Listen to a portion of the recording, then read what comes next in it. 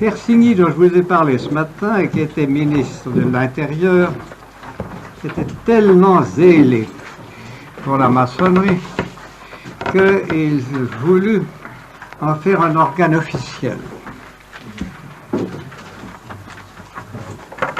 Cela essayait donc d'arranger que la maçonnerie devint une institution reconnue en France. Et il a fait une demande au Conseil d'État dans laquelle il disait ceci: établi en France depuis 1725, la franc-maçonnerie n'a pas cessé de maintenir sa réputation de bienfaisance et tout en remplissant sa mission de charité, se montre animée d'un patriotisme qui n'a jamais fait défaut aux grandes circonstances.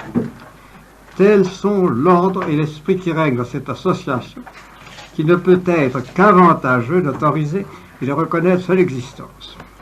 Pourtant, le Conseil d'État ne marcha pas, et le Conseil de l'ordre maçonnique ne marcha pas. Mais ça n'empêcha pas le Second Empire d'imposer à la maçonnerie qu'ils aimaient un cadre très strictement bonapartiste. Et se sont déroulées ainsi une série de comédies dont je vais vous parler. Vous remarquerez que ces comédies, qui sont assez drôles, étaient un effort que faisait le Second Empire pour user la maçonnerie. Mais c'est en réalité, comme vous le verrez, la maçonnerie qui a usé le Premier Empire, le Second Empire, et qui a réussi, en fin de compte, à le rouler et à l'enterrer proprement après l'avoir enfariné. Le nouveau grand maître imposé par Napoléon III était le prince Murat. Vous savez que le prince Murat descendait de Joachim Murat, qui était le fils d'un cabaretier, qui avait une sale gueule, mais qui avait un corps qui montait très bien à cheval, qui se battait bien, et qui en même temps était un homme tout aussi capable de trahir Napoléon Ier que tous les autres maréchaux, puisque en 1914 il a fait un traité secret avec l'Autriche contre Napoléon. Mais enfin, Napoléon avait commencé par faire de lui le roi de Naples, ce qui lui permettait de faire défiler, quand il y avait de la neige à Naples, c'était rare, mais enfin on a quelquefois de la chance, ces régiments de nègres habillés de rouge dans la neige.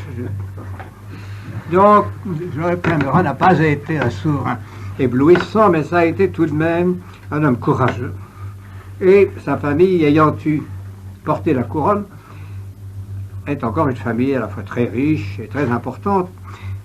Et Napoléon III, qui avait de l'amitié pour Murat, a profité du fait que son ancêtre Joachim Murat était grand maître de la maçonnerie à Naples, qu'ils avaient été tous maçons, pour le nommer d'office, le faire nommer d'office grand maître du Grand Orient de France. Le 9 janvier 1952, ils étaient cousins, et le prince Murat fut élu à l'unanimité de 132 votants. Seulement, le prince Murat avait deux défauts que les maçons n'avaient pas soupçonnés. Le premier, c'est qu'il était autoritaire. Et le second, c'est qu'il était chrétien, et assez sincère, du moins lui ou peut-être sa femme. Sa présidence apporta de l'argent au Grand Orient, et je vous signale que c'est le moment où les maçons ont acheté et aménagé, de 52 à 59, cette maison de la rue Cadet, que j'ai occupée pendant quelques temps et dont je vous parlerai dans mes dernières conférences, qui est l'hôtel de la maçonnerie. Ce grand maître, donc, avait acheté ça pour 525 000 francs, l'avait fait très beau, mais il exigeait de la maçonnerie une obéissance stricte. Il a réformé la constitution maçonnique. Tous les ordres du grand maître, il fallait lui obéir, il n'avait pas besoin de consulter le suprême conseil. Ces décrets lui donnaient le pouvoir de contrôler tout, censurer la presse maçonnique, obliger les maçons, ce qu'ils n'aimaient pas du tout, de prendre des billets de loterie impériale, interdiction de discuter les ordres du grand maître dans les loges, etc., etc., etc. Vous imaginez qu'il y a eu ce que l'on appelle maintenant du rififi.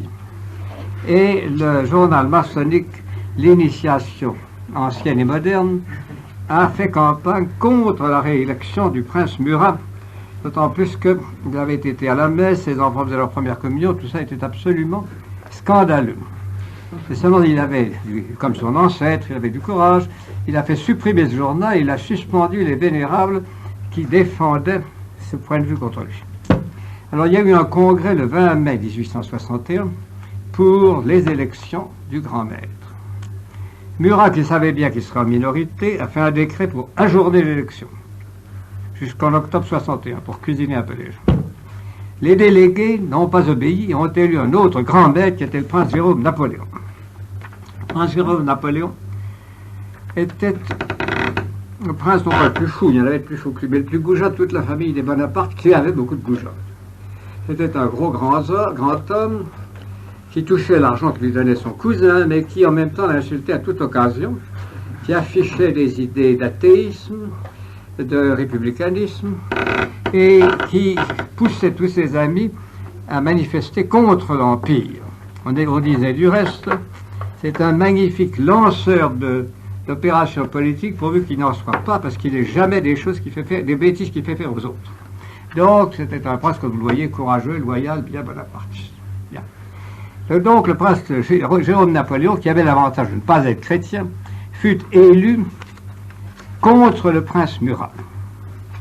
Le prince Murat protesta, l'armée dut envahir l'hôtel, on échangea des coups, et le ministre de l'Intérieur, de nouveau, intervint, a suspendu toutes les autorisations de création de loges nouvelles, et il y a eu une belle bataille. Mais au fond, c'est l'Empire qui a cédé, parce que le 11 janvier 1962, Napoléon III a fait publier par son ministre de l'Intérieur un décret considérant les vœux manifestés par l'ordre maçonnique de France de conserver une représentation centrale. Le grand maître de l'ordre maçonnique de France, jusqu'ici élu pour 3 ans, en vertu des statuts de l'ordre, est nommé directement par nous pour cette même période. Donc, l'empereur avait l'air d'être le patron. Son Excellence, Monsieur le maréchal Magnan, est nommé grand maître du Grand Orient. Magnan était un soldat, un bon soldat, ce que l'on appelle dans l'armée une bonne vieille culotte de cuir, pas très éclairée. En particulier, il n'avait jamais été maçon. Mais enfin, en 48 heures, on lui a donné les 33 degrés qui faisaient lui un grand maçon. Et comme il ne connaissait rien à la maçonnerie, et qu'il avait un caractère plus facile que les autres, il avait tué pas mal de gens en juin 1948, ce qui ne le rendait pas très populaire dans les loges des bas degrés. Mais enfin, il était moins adroit que le prince Murat, et lui s'est contenté de vouloir réconcilier les maçons avec les maçons, c'est-à-dire faire rentrer les loges écossaises à l'intérieur de la maçonnerie. Mais là, il n'a pas réussi non plus. La maçonnerie, en effet, à cette époque-là, subissait une évolution. La France s'enrichissait, et la bourgeoisie moyenne, qui, sous la Restauration et sous la République de Juillet, la monarchie de Juillet, avait soutenu la maçonnerie, en s'enrichissant et en étant satisfaite et en étant un peu snob, commençait à quitter la maçonnerie où entraient de plus en plus ouvriers, artisans, petits bourgeois, épiciers, petits commerçants, petits artistes, etc. Donc il y avait là une transformation qui rendait le maniement par le gouvernement plus difficile. Parce que les gros bourgeois, on leur fait peur facilement, mais les gens qui ont moins de choses, on leur fait peur moins facilement. Il restait, à vrai dire, dans l'écossisme, un certain nombre de loges qui étaient, elles, entre les mains des descendants de l'ancienne noblesse orléaniste et bonapartiste. Vous vous rappelez, messieurs, que si la Révolution a été possible, c'est que le duc d'Orléans avait entraîné à sa suite un 5e de la noblesse française qui était aux États généraux et qui, au lieu d'obéir au roi et à la tradition, se sont ralliés aux tiers États et ont formé l'Assemblée nationale avec des ecclésiastiques également en révolte, et le bas clergé.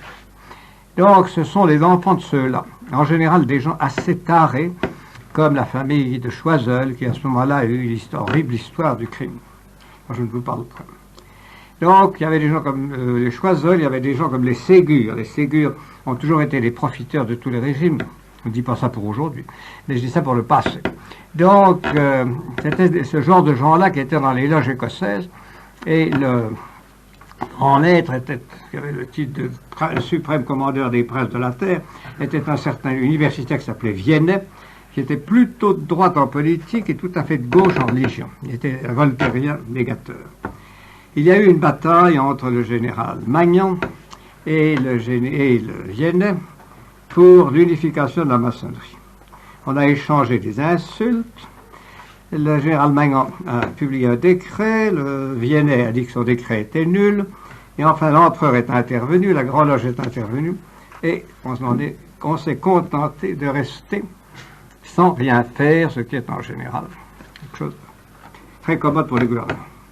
Puis Magnan a commis un acte définitif et qui l'a rendu beaucoup plus populaire. Il est mort en 65. Et alors, ceci a permis à la maçonnerie de remporter une victoire.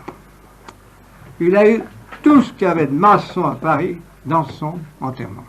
Et en même temps, comme il était général de l'Empire, il a été enterré avec pompe à l'église, à une des églises de Paris, je crois que c'est Saint-Augustin, j'en suis pas sûr.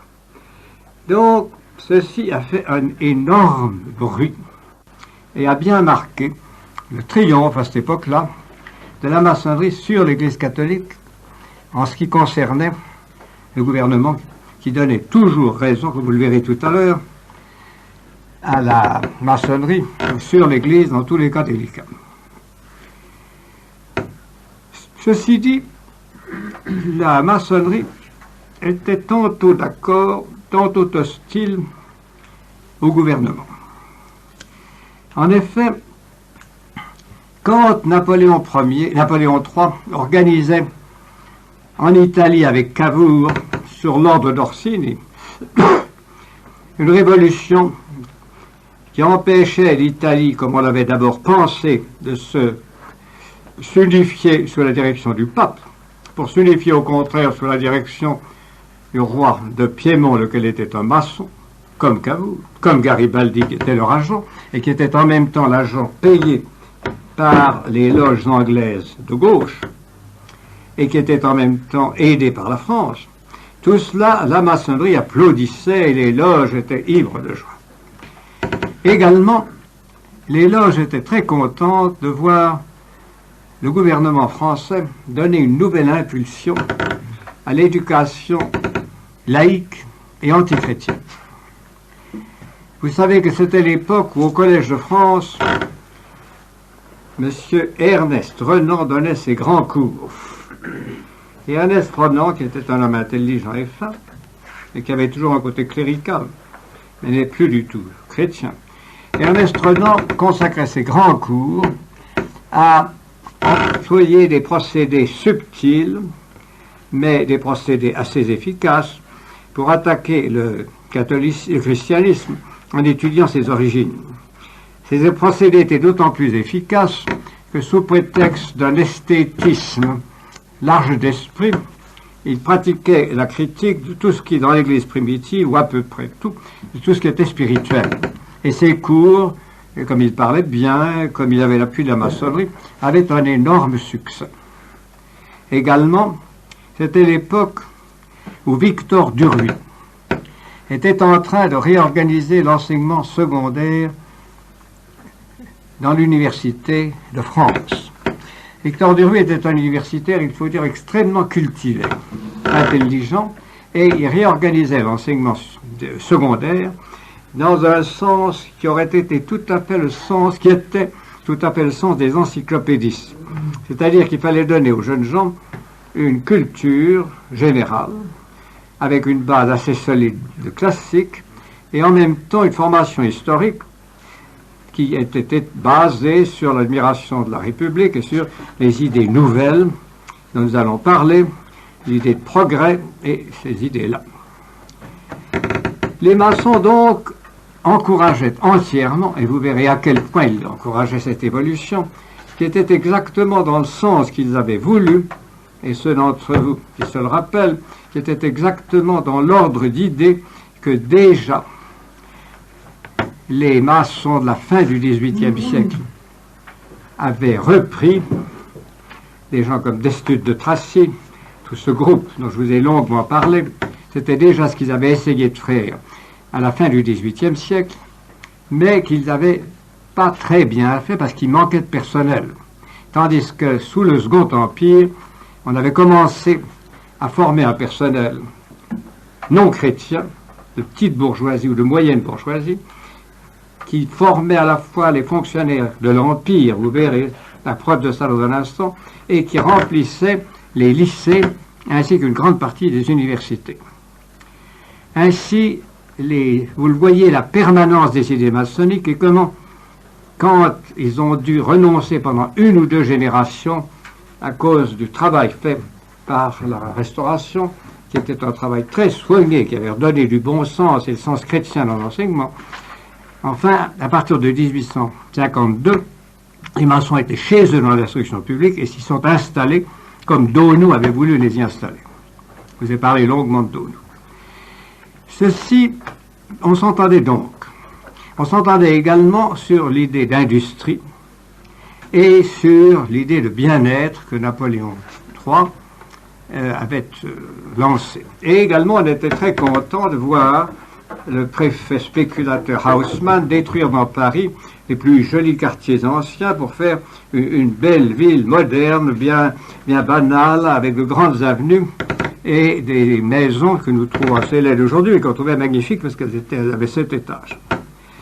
Donc, on s'entendait. Seulement, on ne s'entendait pas sur tout. Et on ne s'entendait pas du tout sur la politique romaine de Napoléon III. Dans le monde, voyez-vous, messieurs, le mariage est une opération importante, quoi qu'on en dise. Et c'est une opération qui doit être faite avec prudence, et Napoléon III avait eu le bonheur de la faire avec prudence.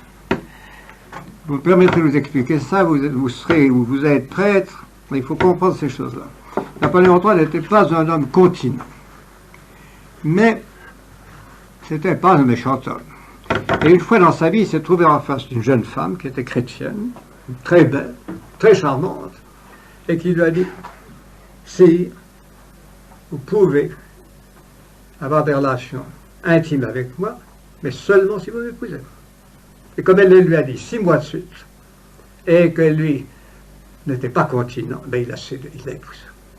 Et c'est pour ça qu'il y a eu dans la vie de Napoléon III une influence chrétienne de plus en plus grande, parce que Eugénie de Montijo était une femme qui était sincèrement et profondément chrétienne. Et que quand l'empereur voulait commettre un acte trop ouvertement hostile à l'Église, elle le lui disait. Et elle lui copiait des pages de Montalembert ou de Pascal pour lui faire comprendre qu'un souverain ne peut pas faire de plus grandes erreurs que d'encourager dans le peuple l'esprit d'indiscipline et de révolte. C'est ainsi qu'elle obtenait de lui qu'on maintint à Rome des troupes françaises qui aidaient le Saint-Père à rester à Rome et qui aidaient en même temps à repousser les incursions de gens comme Garibaldi de temps en temps. Donc, grâce à Eugénie de Montijo, la France n'était pas entièrement un pays maçonnisé, c'était même, sur un certain point, un pays qui avait encore une certaine façade catholique. Et ça, les gens de la loge ne le voulaient pas. Aussi, pendant que les grandes loges officielles se dépeuplaient, et il y a une statistique que je vous cite parce qu'elle est très intéressante. Les statistiques sont toutes fausses, mais elles indiquent quelquefois des courants. En 1952, quand le prince Murat a été élu, il y avait à ce moment-là 330 loges en France et 169 chapitres, c'est-à-dire écossais. En 1860, après 8 ans d'empire, il n'y avait plus que 170 loges et que 78 chapitres. Et donc, vous le voyez, une chute rapide. La maçonnerie a repris à partir de 1865, mais l'autoritarisme du Second Empire avait empêché le recrutement facile. Seulement, Dans ces cas-là, la maçonnerie a une ressource. On avait fondé des séries de groupes qui n'étaient pas vraiment maçonniques, mais qui étaient affiliés à la maçonnerie et composés de maçons, et de maçons très actifs. Je voulais signaler à propos de la restauration le travail énorme fait par les maçons pour faire pénétrer les enseignements de Voltaire, de Diderot, de d'Alembert, de Condorcet dans la masse bourgeoise qui ne connaissait presque pas les grands philosophes du XVIIIe siècle. De 1860 au 1858 à 1870, une société maçonnique qui s'appelait la Société Franklin et qui avait fondé des sous-sociétés, des bibliothèques circulantes, des bibliothèques publiques, a répandu dans la petite bourgeoisie et a répandu chez les contremaîtres ou chez les petits ingénieurs tous les livres antichrétiens qui paraissaient alors, et il en paraissait une masse infinie. Donc la maçonnerie a fait à ce moment-là, vous le voyez, sous le masque de société philanthropique, parce que c'était philanthropique de donner des livres, rien n'est plus bon, meilleur que de donner des livres, un travail de destruction intellectuelle qui s'est adressé dans les villes et les petites villes à un type humain qui de plus en plus remplissait les loges et qui de plus en plus exerçait une influence sur le gouvernement. L'Église s'en est inquiétée. Le pape Pie IX, depuis quelque temps, connaissait la situation et en était mécontent. Déjà, pour les élections de 1861, Monseigneur Dupanloup, qui était le directeur des sociétés de Saint-Vincent-de-Paul, avait protesté. Mais vous comprenez que Persigny s'en était fichu. Seulement, quand le gouvernement imposa l'enterrement à la fois maçonnique et chrétien, catholique, du général Magnan, le pape Pie IX eut un consistoire secret qui ne fut pas trop secret, dans lequel il prononça des paroles que je veux vous citer pour que vous voyiez comment il avait su réagir à ce moment-là contre l'action tout à fait audacieuse et tout à fait impertinente du gouvernement français. Pie IX a condamné donc, dans son allocution en consistoire secret, ce qui s'était passé. Les termes étaient extrêmement vifs et désignaient très nettement aux catholiques les maçons comme coupables. Il ne s'en prenait pas directement au gouvernement, mais il s'en prenait aux maçons. Il reprenait l'argumentation de ses prédécesseurs, Clément XII et Benoît XIV, contre la secte. Et il mettait, alors là il se tournait vers le pouvoir civil, il le mettait en garde contre ces loups que le Christ, notre Seigneur, a prédit de voir venir couverts de peau de brebis pour dévorer le troupeau. L'impératrice a naturellement fait montrer ça à son mari, qui n'a pas été très content. Et pour vous donner l'idée que le clergé, malgré toutes les vertus qu'il possède, et malgré les dons qu'il fait du ciel, n'est pas toujours aussi courageux qu'il pourrait l'être, je vous dirais que sur les 87 diocèses français, seulement 18 se font écho aux paroles du pape. Aix, Annecy, Autun, Avignon, Belley, etc. Je pourrais vous donner la liste si vous voulez. Donc 18 sur 87. Pourtant, la lettre pastorale du cardinal Billet, qui est archevêque de Chambéry, et qui a souligné ce qu'avait dit le Saint-Père, fit-elle beaucoup de bruit, parce qu'elle est tout à fait publique et parue dans tous les journaux. Mais alors, les maçons qui se sentaient soutenus par le gouvernement, eux aussi ont réagi. Les loges de Lyon, Lyon est un des grands centres maçonniques d'Europe. Les loges de Lyon ont protesté en envoyant une lettre au souverain pontife de la religion catholique, apostolique et romaine. Ils étaient presque polis. Ceux de Condom, c'est dans le sud de la France, vous savez, dans la région où on fait du très bon armagnac et où les têtes sont chaudes. Au contraire, ont été extrêmement insultants. Le Vatican, disait-il, a lancé ses foudres. Nous sommes excommuniés. Lorsqu'un pouvoir quelconque est destiné à disparaître et à crouler sous le poids de ses fautes, quelque chose dans l'air indique sa chute prochaine.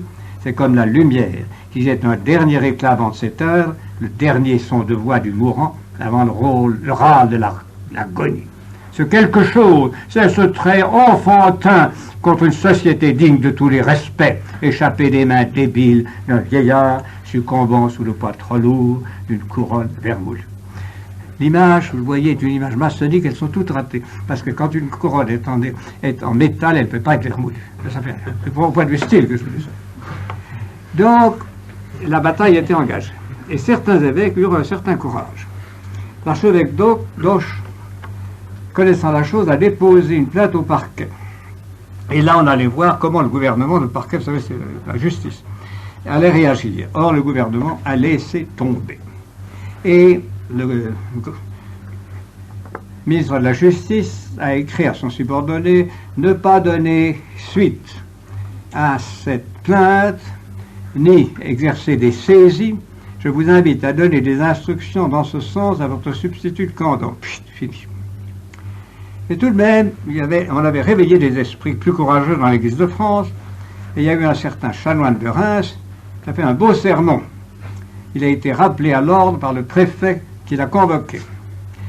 Les curés de Dax avaient fait également un sermon pour souligner l'action du pape, et le gouvernement a obtenu que son évêque lui passa un savon terrible. L'évêque d'Autun avait refusé de son côté, vers cette époque-là, d'admettre comme parrain d'une petite fille catholique un maçon public, publiquement connu. Il avait dit il faut qu'il rompe avec son ordre. Donc le préfet de Saône-et-Oise a demandé à Paris ce qu'il fallait faire, et on lui a répondu il faut obliger ce évêque à accepter. Enfin, le 18 novembre 1965, le journal de Senlis avait publié quelque chose d'assez vert au sujet des maçons. Il s'est fait rappeler à l'ordre et il est obligé de la boucler sous peine d'être fermé.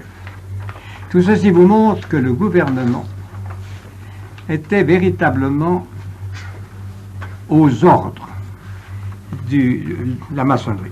Et que le général Mellinet, qui avait succédé à Magnan, quand il y avait un pauvre curé ou un pauvre prédicateur ou un vénérable évêque qui attaquait la maçonnerie, écrivait directement au ministre de l'Intérieur pour qu'il soit puni et rappelé à l'ordre. C'est vous dire à quel point la maçonnerie pouvait avoir d'impunité et pouvait mener sa bagarre comme elle le voulait. Ceci pourtant était très gêné, puisqu'on vous lit en ce moment-ci les récits de la vie de Bernadette, était très gêné par la renaissance spirituelle qui se produisait autour de Lourdes et dans toute une partie de la France. La maçonnerie, donc, était très puissante, mais en même temps, elle était très tenue à l'œil, jusqu'à un certain point, et c'est à partir de ce moment-là que, voyant ses loges diminuer, la maçonnerie, à partir de 1862-63, est de nouveau passée à l'attaque. Le convent de 1865 a abrogé tout ce que le prince Murat avait voulu faire. Le convent de 1865 également a préparé l'abolition du nom, je ne dirais pas de Dieu, mais du grand architecte de l'univers dans les actes de la maçonnerie. Le convent de 1865 a donné cette rédaction qui, vous le voyez, évitait de parler du grand architecte, en disant la franc-maçonnerie regarde la liberté de conscience comme un droit propre à chaque homme et n'exclut personne pour ses croyances. Elle a pour devise liberté, égalité, fraternité. La grande bataille au nom de cette liberté de conscience va se continuer, et en réalité, ce n'est pas une bataille pour la liberté de conscience, c'est une bataille tout simplement pour arriver à empêcher l'enseignement catholique et la propagande catholique. À cette époque-là également, il faut remarquer dans les loges qui se reforment et qui se multiplient de nouveau, un courant maçonnique extrêmement fort, un courant de violence antichrétienne extrêmement fort. En particulier, je dois vous signaler deux faits qui sont les plus typiques de l'époque. L'un, c'est l'attitude d'une loge de l'époque puissante qui s'appelait les admirateurs de l'univers. Les admirateurs de l'univers étaient des maçons très zélés et qui s'occupaient spécialement de sujets d'éducation et d'instruction. Cette loge avait donc axé son action, comme plus tard, sous la Troisième République, fera la loge du contrat social, dans ce sens-là. Les admirateurs de l'univers disaient qu'il fallait à tout prix obtenir que l'instruction publique fût entièrement dégagée de tout ce qui avait trait à la religion et de tout ce qui avait trait à l'autorité spirituelle d'un culte quelconque. En même temps, l'un des maçons les plus zélés, dont nous aurons à reparler, qui s'appelait Jean Massé, qui était journaliste, qui était politicien, qui sera plus tard ministre. Jean Massé, donc, le 18 octobre 1866, a fondé une institution qui devait avoir en France et qui a encore une influence immense. Cette institution s'appelle la Ligue de l'enseignement. La Ligue de l'enseignement réunissait des cadres maçonniques très forts, auxquels on ajoutait toutes les personnes de bonne volonté, pourvu qu'elles fussent incroyantes, sectaires et un peu imbéciles. Les administrateurs, et c'est le meilleur recrutement, vous savez, les administrateurs de l'univers avaient étudié les moyens les plus favorables pour l'établissement de l'instruction élémentaire, gratuite et obligatoire. Le frère Massé, lui, il travaillait par sa Ligue.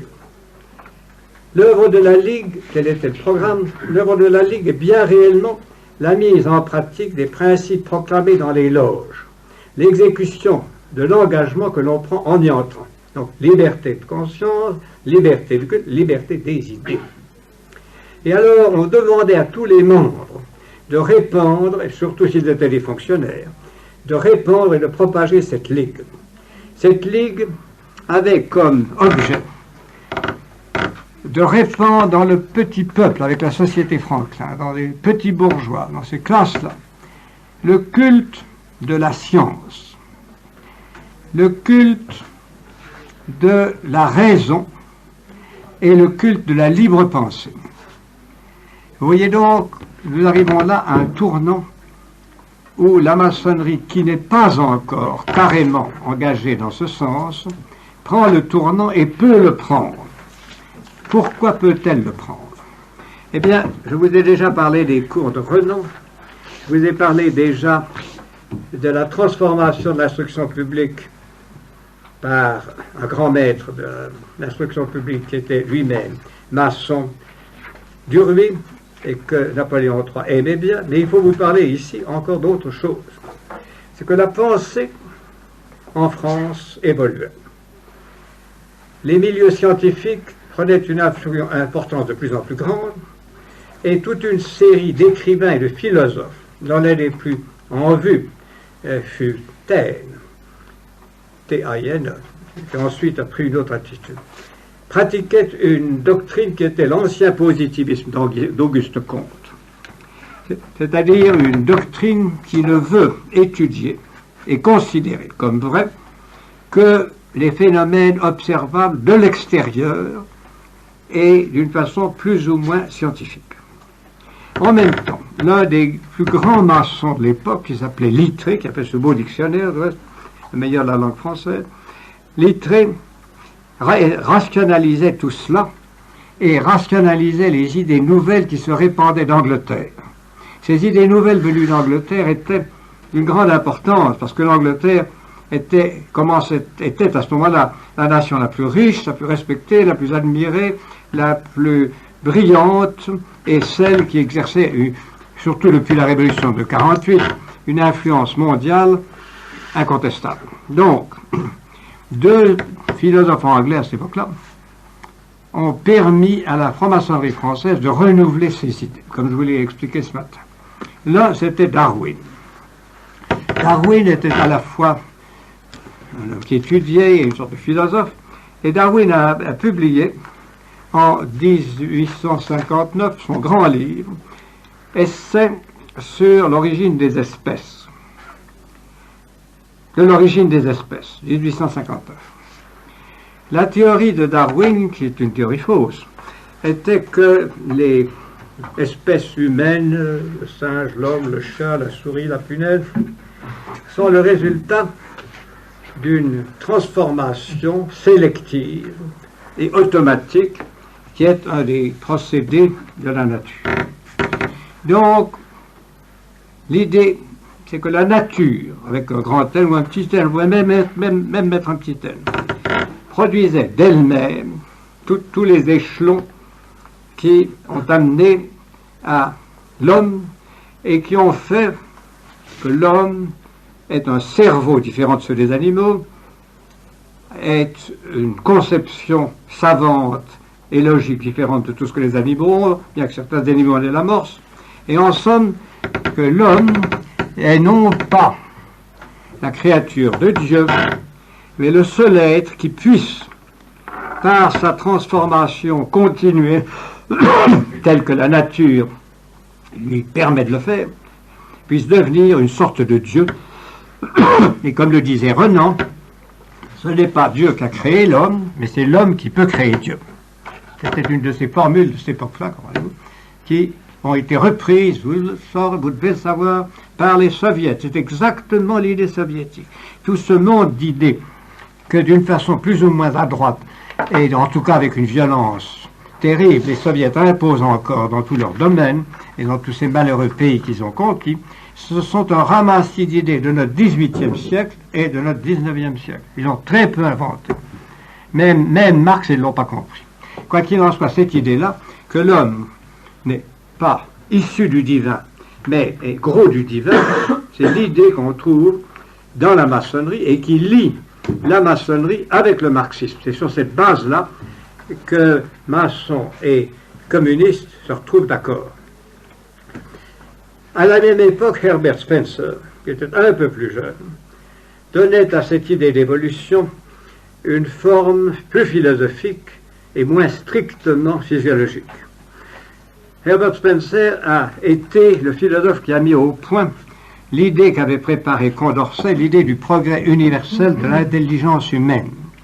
Cette idée, qui est également fausse, est basée sur le fait que l'expérience humaine s'accumule et que, surtout depuis l'existence de l'imprimerie, des bibliothèques, l'expérience humaine, chaque homme automatiquement est plus intelligente que les générations précédentes et que ceci se continuera de génération en génération, en sorte que l'humanité de l'an 2000 sera suprêmement sage, suprêmement heureuse.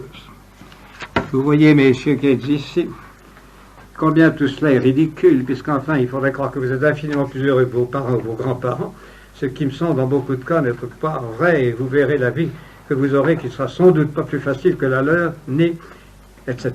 Mais enfin, en 19e siècle, la science était encore jeune. On était ébloui par les chemins de fer, on était ébloui par les usines. Il n'y avait pas encore trop de grève, on ne s'apercevait pas que l'industrie risquait de détruire la nature et d'empêcher l'homme de se maintenir sur cette terre où il aurait pu vivre beaucoup plus longtemps et plus heureux si l'industrie avait été moins orgueilleuse et moins destructrice. On ne se rendait pas compte non plus que cette théorie de l'accumulation automatique des connaissances et du savoir était une idée fausse, car l'intelligence humaine est limitée, l'expérience humaine est limitée, et pour ceux d'entre vous que ça intéresserait, je vous donnerai une référence qui est absolument superbe, que je ne l'ai pas ici, mais je vous la donnerai. C'est une référence de Simone Weil. Simone Weil était une socialiste dont je vous parlerai, qui s'est convertie d'une façon sublime pendant l'occupation, et qui a fait un certain nombre d'essais de spiritualité et d'autres, où elle a montré comment cette idée de l'accumulation des connaissances était une idée fausse, qui ne correspondait ni à l'histoire intellectuelle de l'humanité, ni même aux possibilités réelles de l'esprit humain et de l'expérience humaine. Tout cela, vous voyez, c'était des chimères. Mais c'était des chimères qui avaient le double avantage de paraître raisonnables et de paraître logiques. Ainsi, ces chimères avaient un succès fantastique, et grâce à la Ligue Franklin, grâce à la Ligue de l'enseignement, on bourrait le crâne de toute une partie de la France. Et la maçonnerie prenait un essor énorme. Essor qui était limité seulement, comme je vous l'ai dit, par la renaissance spirituelle d'une partie du peuple français. Seulement, la maçonnerie sentait de nouveau la vie affluer en elle. Et alors, une transformation également se produisait dans l'esprit non seulement des particuliers, mais des loges. Et voici quelle était cette transformation. Ce n'est plus la vertu et la philosophie et la bonne nature que prêche la maçonnerie. C'est la science, vous voyez, le progrès, l'édification d'une société nouvelle. Dans les loges, on apprend les formules qui préparent le socialisme. On étudie la condition des ouvriers, les systèmes socialistes, les rouages de l'administration. Et on cherche dans les milieux ouvriers des recrues et on cherche en même temps à se poser en protecteur et en défenseur de ces milieux ouvriers. C'est vers cette époque-là que commence à s'organiser cette fausse science qui s'appelle la sociologie et qui donne naissance à des mots nouveaux dont le principal objet est de remplacer la charité. C'est tout un ensemble de procédés qui, dans la maçonnerie, marque un courant tout à fait nouveau et un courant qui va prendre une extension énorme. Dès que la maçonnerie s'oriente de ce côté-là, une nouvelle équipe d'hommes vient à elle. Et cette nouvelle équipe d'hommes, nous allons la voir à l'heure et nous allons voir à quel point son rôle va être important à la fin du Second Empire. En masse entre les politiciens dans les loges à partir de 1866-67. À partir du moment où ces idées que je viens de vous dire sont répandues, à partir du moment où elle prend une position violente contre le catholicisme. Les principaux de ces gens que nous retrouverons au début de la Troisième République s'appellent Jules Simon, Emmanuel Arago qui était un savant, Brisson qui était un hypocrite, Rouvier qui était un financier véreux, Laferrière qui n'était pas grand-chose. Et puis avec ça, un avocat qui avait avalé une trompette, un gros ventre, une brave gueule, et qui était appelé une popularité formidable. Il s'appelait Gambetta. Mais il était tellement vulgaire que quand il s'est présenté à une loge de Boulogne, on l'a refusé. Il a fallu qu'il aille à Marseille pour se faire accepter maçon.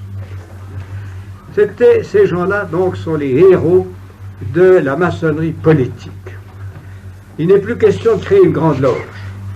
Il n'est plus question même de se troubler beaucoup de ce que fait le gouvernement. Ces gens-là sont dans les loges et, avec l'accord tacite des loges, ils préparent un mouvement de fond contre l'Empire. Ils le préparent, et en particulier en exerçant une propagande pacifiste qui aura une grande importance et dont il faut vous parler ici.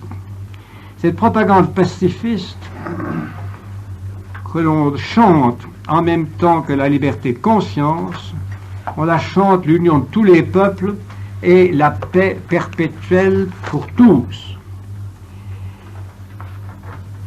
Deux des maçons qui ont eu à ce moment-là le plus de succès dans les milieux populaires et qui ont fait des livres, des romans alsaciens patriotes qui s'appelaient Erckmann et Chatrian, disaient dans leur livre le plus réussi qui s'appelait Madame Thérèse que les despotes qui divisent les nations pour les opprimer disparaissent de ce monde et que la sainte fraternité réunisse tous les peuples de la terre dans la même famille.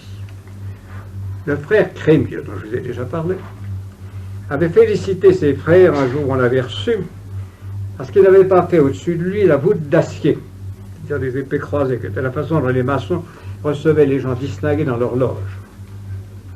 Et ils ont mis de côté le glaive, engin de guerre. Il y avait une loge qui s'appelait Mars et les Arts. Horreur!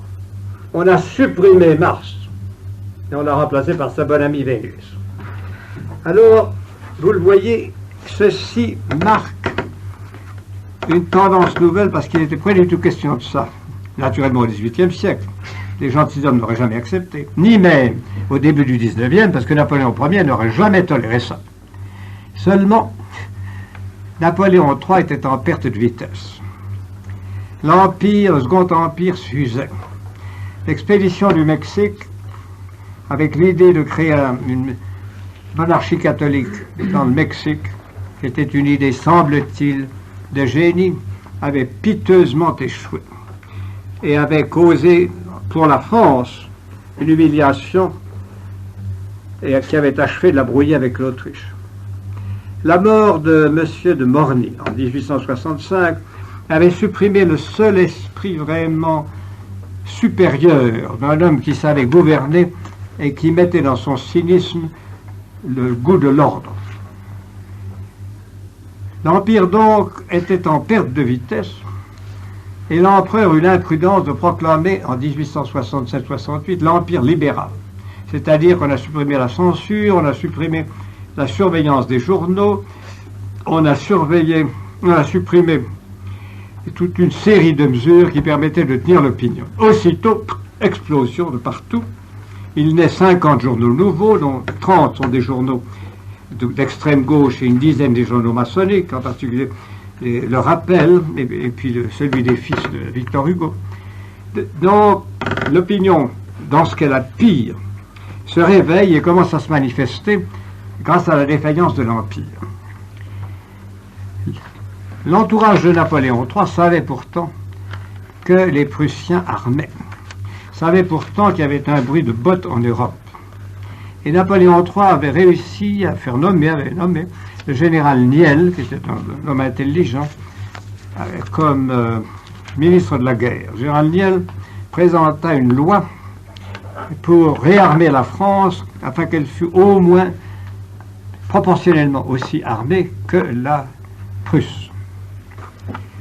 La loi fut votée très difficilement, mais ensuite, la minorité maçonnique de la Chambre réussit toutes les fois qu'on demandait des crédits à les réduire d'une telle façon que la loi Niel, votée en 68, ne fut en réalité jamais appliquée. L'empereur, à ce moment-là, sans cesser d'être très incontinent, commençait à être fort malade. Et son déclin s'accompagnait chez sa femme d'une inquiétude qui n'était pas heureuse et qui a amené le couple à accepter un ministre maçon. Ce ministre maçon s'appelait Émile Ollivier. Il a pris le pouvoir en janvier 1870.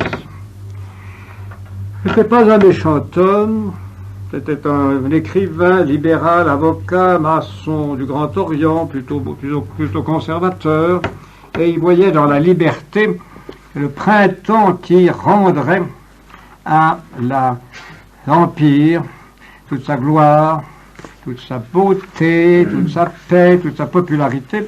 Et en effet, on pouvait se consoler, puisque aux élections, les candidats gouvernementaux avaient eu 4,5 millions, mais on pouvait tout de même constater que les candidats maçonniques avaient eu, et les autres candidats de l'opposition, avaient eu 3,4 millions. Donc, il y avait une grosse opposition. Et surtout, la région de Paris avait envoyé un groupe d'une trentaine de maçons à la Chambre, qui étaient des gens qui parlaient, agissaient, criaient et faisaient de l'obstruction.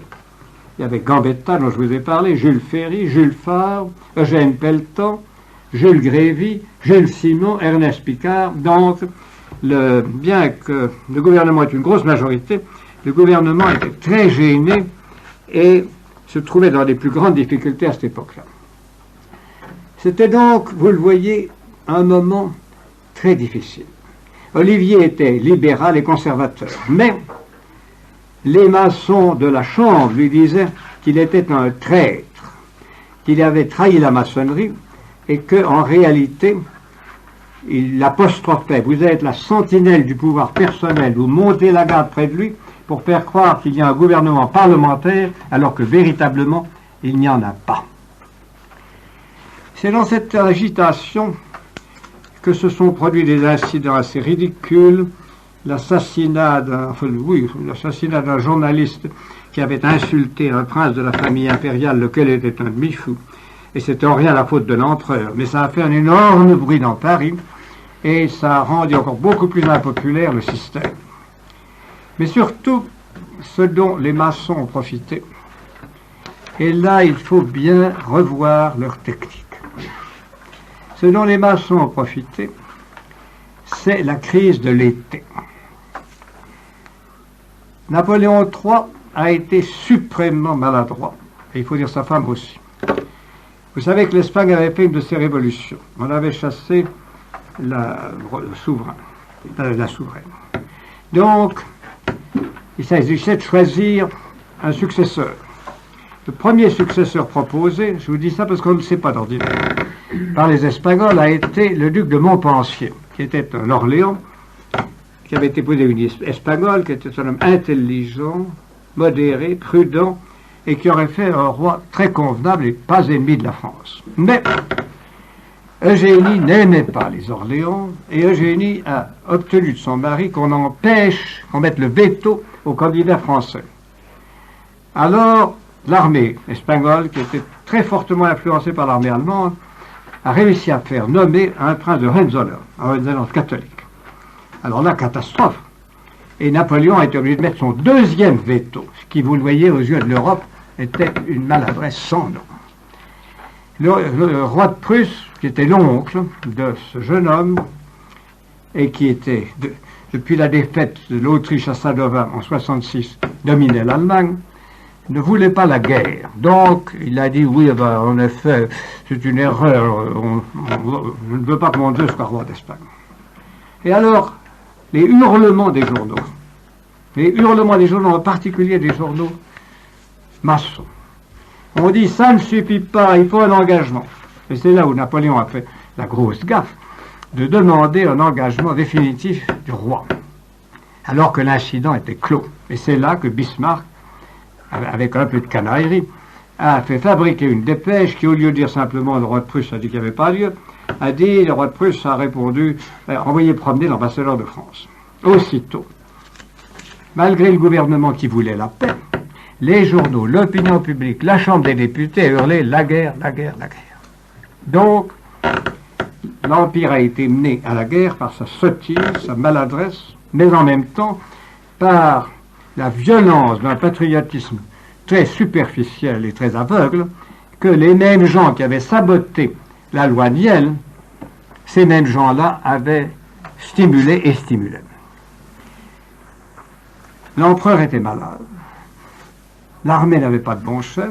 L'armée n'avait qu'une seule arme nouvelle, qui était des mitrailleuses magnifiques, mais tellement magnifiques qu'elles ne marchaient pas. Par conséquent, elles s'enrayaient. C'était pas au point. C'est comme nos tanks de 1940, c'était superbe. N'avait qu'un ennui, c'est que ça ne collait pas. Par conséquent, c'était tout à fait comme en 1940. Et c'était une manœuvre maçonnique comme en 40. L'armée fut battue, l'empereur fut fait prisonnier, et le Parlement, qui avait une énorme majorité de 200 voix contre à peine 40, pour créer un gouvernement provisoire, s'est trouvé coincé par un coup de force maçonnique, que je vais vous décrire ici, car c'est l'une des révolutions maçonniques les plus caractérisées de l'époque. Dans la nuit, on avait su la défaite de Sedan. Le matin du 4 septembre, Le Siècle, dirigé par le frère maçon Jourde, publia cette annonce. Rendez-vous est pris par des milliers de gardes nationaux pour se rendre sans armes à 2 heures devant le corps législatif. En réalité, ces gardes nationaux étaient encadrés par des maçons et par les groupes les plus actifs de la maçonnerie pour faire le coup de gueule. Et quand, à la Chambre, au corps législatif, on voulait discuter d'un gouvernement provisoire, une manœuvre du frère Crémieux créa un courant tel qu'il y eut une panique, comme en 48, et que l'on décida, eh bien, on n'a pas le temps, on va faire un gouvernement provisoire pour apaiser la foule. Ce gouvernement provisoire était de 11 membres. Sur ces 11 membres, il y en avait 9 qui étaient maçons: Gambetta, Crémieux, Arago, Jules Ferry, Picard, Gleybisois, Pelletan, Jules Simon, Garnier-Pagès. Il y avait un catholique, le général Trochu, qui était un général dans son genre, enfin, et catholique aussi, dans son genre. Donc ce gouvernement était maçonnique.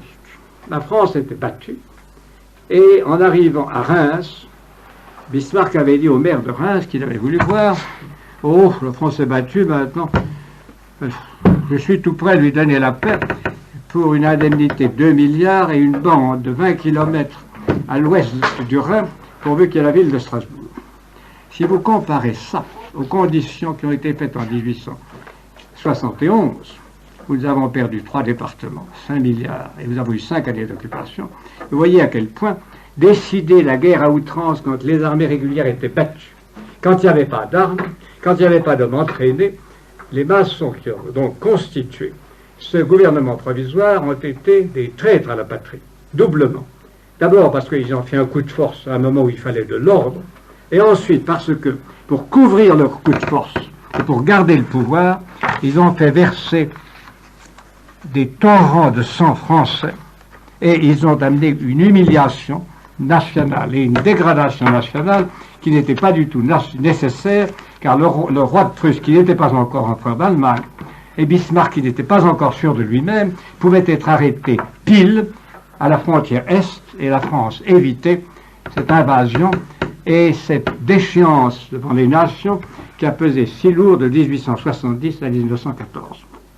Ce que je vous ai montré depuis le début de cette heure, c'est donc comment le Second Empire, en croyant à droit de ruser avec la maçonnerie, s'est fait rouler complètement.